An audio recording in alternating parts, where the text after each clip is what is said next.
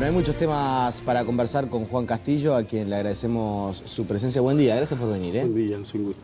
Bueno, a ver, la cadena de anoche, ¿la vio? La vi, le presté atención. Hubo un cambio de estrategia que todo el mundo esperaba ver la cara de Tabaré, al menos yo, y después me enteré no sabía que usted varios... tampoco del cambio del... No, que iba a haber un comunicador, que iba a estar Vilar, no. Se anunciaba que el gobierno iba a hacer un repaso de lo que había sido su gestión, vinculado a algunos de los reclamos últimos, algunas demandas que se estaban colocando por parte de sectores movilizados.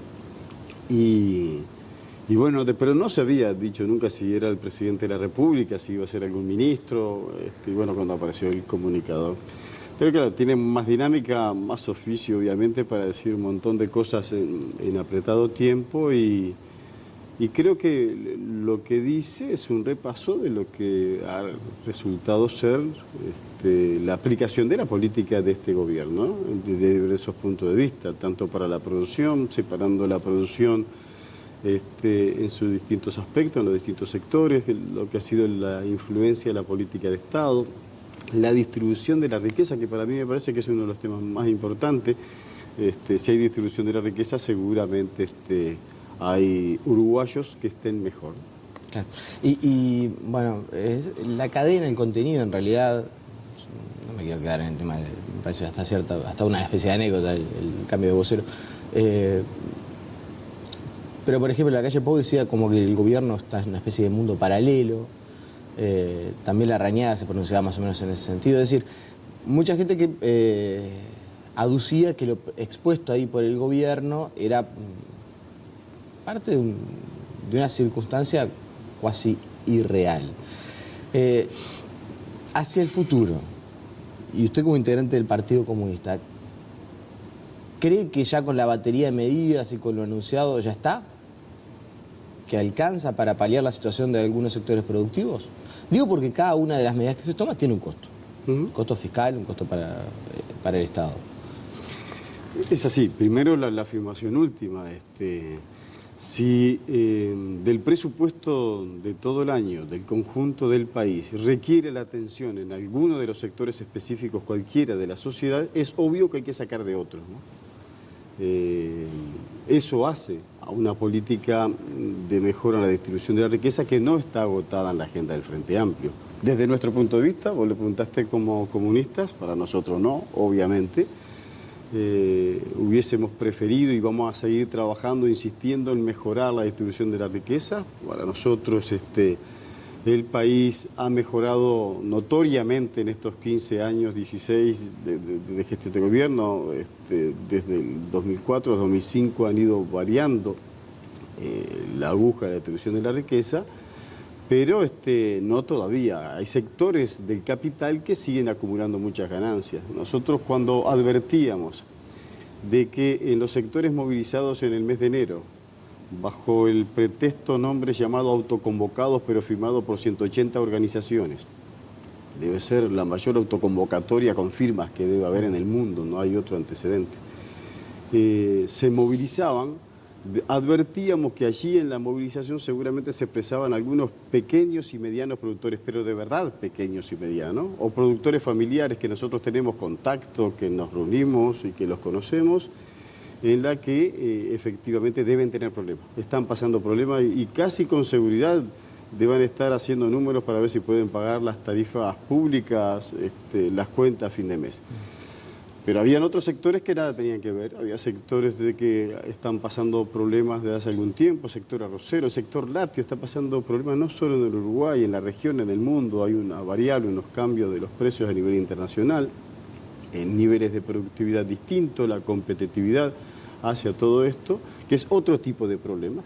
Y hay sectores que le está yendo muy bien y que le está yendo tan bien que algunos de esos sectores ayudaban a financiar esa movilización, ¿no? Ofreciendo en placas, en todos los canales de televisión del interior o en diario o en avisos pagos, que disponían de locomoción, de ómnibus gratis si querían viajar hacia Durazno. Bueno, quiere decir que hay de todos. Y no a todos les va a servir la misma propuesta. La reivindicación de que se termine el atraso cambiario y el dólar pasa a costar 35 o 36 pesos, que lo exclamaron los que se movilizaban, seguramente al 80% de lo que está movilizado y reclamando no le sirve porque lo debe dejar en peores condiciones. Sí, se habló igual del tema del atraso cambiario. El asunto del 35-36 fue una cuestión aislada, y yo insistí bastante en eso, por lo menos en las entrevistas que hicimos. Después, prácticamente que fue retirado de la agenda el tema del valor, sí, de reconocer que hay una especie de atraso cambiario y un rezago en la cotización del dólar. Ahora, estrictamente, ¿ya está? No, a tal punto no está que el gobierno ha convocado a una mesa de diálogo, mesa que ha tenido distintas variables en las posiciones que han manifestado los sectores, algunos que no fueron desde el arranque, algunos que están participando y otros que se han retirado, pero el gobierno ha convocado una mesa, la mesa es intersectorial, por lo tanto va a seguir de parte del gobierno armada y se van a seguir discutiendo ahora específicamente en cada sector qué otras medidas, qué otros ajustes, qué otros parámetros se va a hacer para encontrarle una respuesta concreta al productor honesto y preocupado. La situación de Venezuela, vamos a pasar a otro asunto. Voy a poner unos segunditos de lo que decía Nino Noboa hace un par de días, que fue de alguna manera lo que generó cierto ida y vuelta, por lo menos con algunos integrantes del Partido Comunista. Repasamos lo que decía el canciller. ¿El Uruguay iría a unas elecciones con dirigentes políticos presos? ¿Iría con un poder judicial que además responde a las directivas de un poder ejecutivo? ¿Iría a unas elecciones con partidos proscriptos? Yo creo que no. Y bueno, y lo que no queremos para nosotros no debemos quererlo para otros tampoco. ¿No es de estricto sentido común lo que dice Ninoa? Es posible que sea de estricto sentido común, así suena la afirmación. Ahora, se hacen muchas preguntas, ¿no? Preguntas que tienen respuesta. ¿Quién de nosotros sabe qué dirigente político está preso en Venezuela? Y si está preso, ¿por qué razón está preso? ¿Y quién lo ha juzgado? Porque el Estado de Derecho así sigue vigente. Nosotros... Bueno, mencionó el tema del Poder Judicial, ¿no? Mencionó que el Poder Judicial está sometido al gobierno. ¿De qué está hablando? ¿De Uruguay o de Venezuela? Acá estamos bárbaros en todos los aspectos. Para usted el Poder Judicial uruguayo está en una situación similar al venezolano sometido al... Para nosotros, lo que hay que hacer, los gobernantes uruguayos, los dirigentes uruguayos, hablar y preocuparnos del Uruguay y seguir practicando el principio de autodeterminación de los pueblos, el respeto por los demás procesos que vivan los demás pueblos de América y en todo caso una práctica mucho más profunda de la solidaridad, porque nosotros hay aspectos de resolución de la justicia que a veces son cuestionados, no todo el mundo está de acuerdo, ¿no? Y nosotros no sé si no haría gracia a los uruguayos en general, no importa de qué partido político, que no vengan a cuestionar la justicia, ahora, nuestra Juan, forma de vivir. ¿Cuántas veces del Partido Comunista se habló del Partido de la Justicia en Brasil? Por la situación de Lula, por el impeachment. Ahí se opinó, se habla del accionar de la justicia en torno al expresidente brasileño. Ahí hay una valoración que hacen ustedes acerca de lo que está aconteciendo en Brasil, lo que pasó en otros países de la región. Sí, nosotros sí, el Partido Comunista, no el canciller de la República, pero menos la OEA. Acá tiene que quedar absolutamente claro de lo que estábamos diciendo, ¿no? Primero hay que ver, ¿los uruguayos toleraríamos que cualquier dirigente político convoque azonadas o actos de violencia? Pasiblemente, ¿lo convocás en octubre, en el medio de la campaña electoral, y en noviembre presentarte a las elecciones? En Uruguay, para responder en el mismo tenor que el compañero canciller de la República, nosotros tampoco lo toleraríamos. Aparte, ¿cuál ha sido la variable para cambiar la posición de Uruguay? Entonces, esto va a ser en las próximas horas objeto de una consulta que se va a hacer desde nuestra bancada de diputados de la 1001, haciéndole algunas preguntas. Nosotros queremos saber qué fue lo que cambió para que en poco más de 72 horas de manifestar públicamente una posición del principio de no injerencia, el principio de autodeterminación de los pueblos, de la solidaridad manifiesta con las poblaciones de nuestra América, de repente haya cambiado todo para que a influjos de un informe de la OEA, de una propuesta de la OEA, haya variado la posición histórica de Uruguay. Bueno, a nosotros nos preocupa y queremos discutir eso. A ver, ¿qué es lo que más le preocupa? ¿Que Uruguay cambió o que no se consultó el cambio a la interna del Frente Amplio? Nos preocupa el cambio de posición política que ha tenido el gobierno uruguayo nos preocupa que esto no se condice con la historia del Uruguay, pero la posición política de izquierda del Frente Amplio. Sobre el tema de Brasil y la conducta histórica, todos nos acordamos y lo recordamos, de alguna manera la situación que se dio en Uruguay, por ejemplo, no reconoce enseguida el gobierno que asume de Michel Temer después del juicio político. Viene Dilma Rousseff acá y es recibida por Tabaré Vázquez. Es decir, atravesamos por esa situación en la cual el gobierno se mostró solidario con Dilma Rousseff. Sí, sí. Mira. Digo porque estamos si hablando, acá se planteó el asunto central de la injerencia de los asuntos de otros países. Y yo, para equilibrar la balanza, digo, en el caso de Brasil, el gobierno claramente, primero no reconociendo a Temer, después recibiendo a Dilma Rousseff, mostró su solidaridad con el Partido de los Trabajadores y con la presidenta depuesta.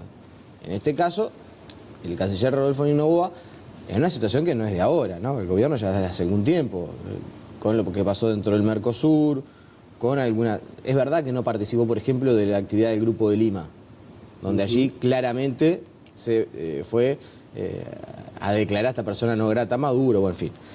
El gobierno no participó de eso, pero la posición de crítica y de... Yo no sé si decir aislamiento, pero sí de decir, bueno, en Venezuela está pasando algo con lo cual el gobierno uruguayo no se siente identificado, o el Estado, o el país, porque ya el gobierno y el canciller no habla por el Frente Amplio, habla por todo el país.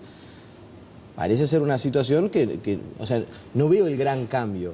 Correcto, Nicolás, es lo que decís vos al final. ¿Cuál es el cambio? ¿Cuáles son las cosas que al gobierno de nuestro país, un gobierno de izquierda, no le cierran con respecto a Venezuela? ¿Cuáles son las razones de última hora que marcaron de que tuviéramos una expresión pública en los medios de comunicación de la Cancillería y otra actuación con el voto distinta en la sede de la OEA? ¿Cuál? Bajo pretendido... Mira, yo voy a hablar en tres aspectos, y ese es el centro para poder profundizar y explicar. Mira, la OEA está preocupada y tratando de lo que presionó el año pasado. La OEA, dirigentes políticos del resto de América, medios de comunicación y comunicadores del Uruguay presionaban una y otra vez para que hubiera elecciones cuanto antes en Venezuela. ¿Te acuerdas? Esto era el año pasado, mediados de año. Bueno, se convocó a elecciones. Ah, no, pero ahora no. ¿No le gusta a quién? ¿Del Uruguay, de Brasil, de la OEA, que haya elecciones en Venezuela? ¿Es cuando los demás querramos o es cuando el Uruguay diga que va a haber elecciones en octubre del 2019? ¿Nos gustaría a nosotros eso? Segundo, No. Argumentos pretendidos, escuchado por el señor canciller de la República, es de que se pretendían hacer elecciones parlamentarias y legislativas junto con las elecciones presidenciales. Eso no es cierto. Esa no es hasta anoche la información que tenemos nosotros. No es cierto. Fue lo que dijo Diosdado Cabello públicamente. Por las dudas que hay que aclarar, que en la mesa de diálogo que se había instalado en Venezuela, de toda la oposición política y el gobierno que estaban discutiendo en la República Dominicana, habían acordado, de común acuerdo fue esto, de que las elecciones fueran el 22 de abril. De común acuerdo. Pero además, un planteo de uno de los diputados referentes o vocero calificado de la oposición en Venezuela, que lo hemos leído, ha planteado, ¿y por qué no aprovechamos ya y hacemos las elecciones anticipadas también, legislativas y municipales? Bueno, se lo llevaron a consulta. Es más, en la consulta dicen que hasta el propio Maduro expresó hacia la Corte Electoral, la Comisión Nacional Electoral, CNE, de que a ver si se podía adelantar. Y se le contestó que no, porque está prohibido por la Constitución, pero además que el proceso de elección presidencial ya está adelantado. Por lo tanto, el argumento público que se ha hecho de la Cancillería de nuestro país no es cierto. Y tercero, desde el punto de vista de la OEA. Mira, nosotros estamos parados en una región en donde en México, por ejemplo, cerró el dato la última semana, sobre el fin de semana pasado, que el año pasado hubo más de 21.000 asesinatos como expresiones de violencia, no solo producto del narcotráfico, sino que los luchadores sociales, campesinos, dirigentes sindicales, luchadores sociales son asesinados. México, ¿no? Nosotros tenemos en Honduras una situación desde hace muchísimo tiempo del golpe de Estado del 2009, tremendo. Sacaron al presidente demócratamente electo, como Zelaya, sin ningún tipo de problema, y hay una situación de violencia y asesinato. En Guatemala, 2 presidentes están presos por corrupto, el que está actualmente está siendo investigado, en una situación de una convulsión social tremenda, de represión, de asesinato a campesinos e indígenas, pero todos los días. En Colombia se llegó a un proceso de paz que tenemos muchos problemas con la aplicación y con el respeto. Han asesinado a más de 50 revolucionarios que han estado participando, lo asesinaron después que se desarmaron y no se está cumpliendo con el proceso de paz. La OEA no dice nada de todo eso. A ver, la OEA y los grandes medios de comunicación no tienen nada para decir que se asesinaron el año pasado 47 periodistas. 47. Se ha dicho, pero a ver, ¿dónde están en Venezuela asesinados? Lo que yo digo es, lo que pregunto, y con esto cerramos por lo menos esta parte, no es democrático pensar en que tiene que haber elecciones con otro tipo de garantías, con otro tipo de participación, sin dirigentes políticos proscriptos, sin algunos dirigentes políticos, pícaramente preguntaste qué dirigente político está preso, sí, bajo qué circunstancias, porque todos sabemos la polémica que hay en torno a eso. Pero ¿no sería más lógico decir, bueno, que Venezuela tenga un periodo de normalización institucional para llegar a elecciones? Porque si no, las elecciones son una puesta en escena. Que eso es lo que parece ser la postura del gobierno uruguayo. Es decir, en estas condiciones las elecciones no son porque va a haber gente que no va a estar opuesta al gobierno de Nicolás Maduro y no va a poder votar el partido porque el partido está... Fuera o no fuera una contestación afirmativa a la pregunta que con mucha lealtad tú haces. ¿A quién le compete decirle qué es lo que tenemos que hacer los uruguayos? ¿A quién? ¿A quién le compete tener que decirle a venezolanos, vos convocaste elecciones? A ver, partidos políticos proscriptos, se autoexcluyeron solo 2 partidos políticos, pero los principales líderes de la oposición presentaron candidaturas. Y están llamando, hay declaraciones, yo ayer hice un repaso para poder venir con una información más al día, más fresca contigo, y están haciendo declaraciones que tendrían que acumular bajo uno u otro candidato, porque son donde están los principales partidos, el COPEI o el ALECO, bueno, eso son la situación que hoy está viviendo Venezuela. Entonces, nosotros primero, pero hay que precisar también esto, ¿no? Nosotros queremos hablar con muchísimo respeto de nuestro canciller de la República. Respeto con el que no nos trató al resto de los partidos políticos. Quería repasar eso. Sí. Nos tomamos 20 segundos para esta declaración porque lo tenía preparado justamente porque me parecía que había... Quería saber si ustedes se sentían, por lo menos, los receptores de esta frase de Ninova. Lo repasamos. Algunos gobernantes se autodefinan de izquierda, tienen posiciones que no son de izquierda porque a mí no me representan y yo creo que a nadie progresista o de izquierda puede sentirse representado por gobernantes que toman determinadas actitudes. ¿Sabe? Cuando yo escuché la declaración de Innova pensé que ustedes iban a ir más por este lado que por lo otro. Mira, nosotros nos venimos a la política a sacarnos las ganas. El Partido Comunista no tiene una actitud de salir a pasar facturas y boletas por cada una de las cosas, por lo que diga Nicolás, por lo que diga otro periodista, otro representante del gobierno. La cuestión es, aún las más dolorosas como esta, en donde no nos hacen ninguna gracia y por eso hemos salido a dar la cara públicamente y por eso hoy estamos pidiendo explicaciones desde el punto de vista parlamentario. La vamos a discutir siempre dentro de los organismos antes y queremos que lo sepa primero el compañero antes. Para nosotros se equivocó en las afirmaciones que hizo porque no son ciertas, se equivocó en el tono porque no es un tono para discutir y se equivoca además porque, mira, yo no sé, tengo 60 años de edad, ¿no? No sé dónde se saca patente para ser más o menos de izquierda, no sé. Pero que a los comunistas nos vengan a dar línea en cuanto a antiimperialismo, me parece de que al menos se pasó un poquito la raya. Y esas son unas preocupaciones que tenemos, que yo lo hablé con el presidente del Frente Amplio, se las trasladamos con mucha preocupación, pero que la vamos a discutir. Nosotros vamos a discutir, subsanado el hecho de que cualquiera de nosotros puede tener un lapso, puede tener un momento de rabieta, de enojo, que te vinieron otros tipos de problemas. Sacado eso, quiero discutir el fondo. Y en el fondo no tiene razón los argumentos de nuestra Cancillería, no tiene razón la OEA, porque la OEA no está teniendo la misma actitud con otros pueblos. La OEA no va a decir nada, que 54 millones de brasileños votaron por Dilma y la sacaron y está puesto este gobierno.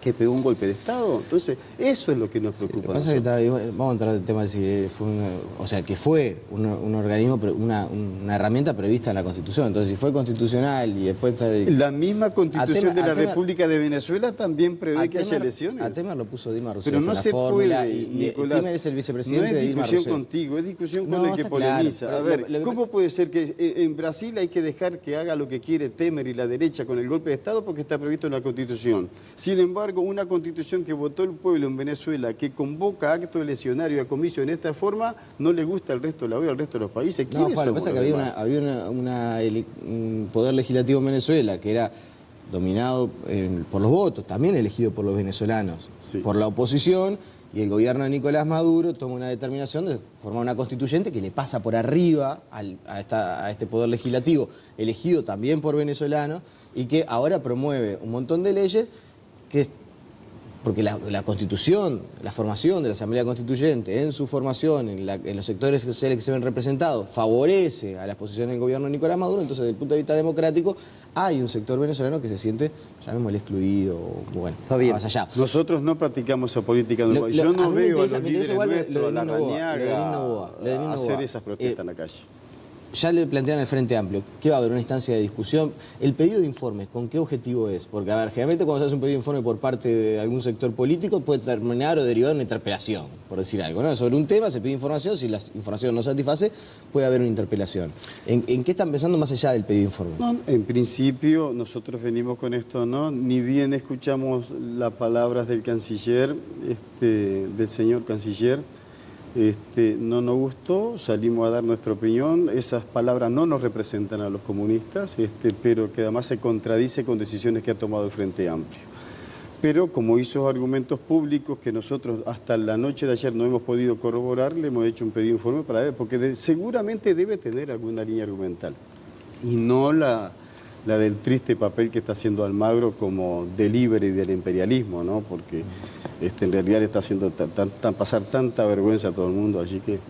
Juan Castillo, como siempre, agradecemos su presencia, volvemos a convocar, nos queda por hablar todo lo que va, este año va a ser interesante.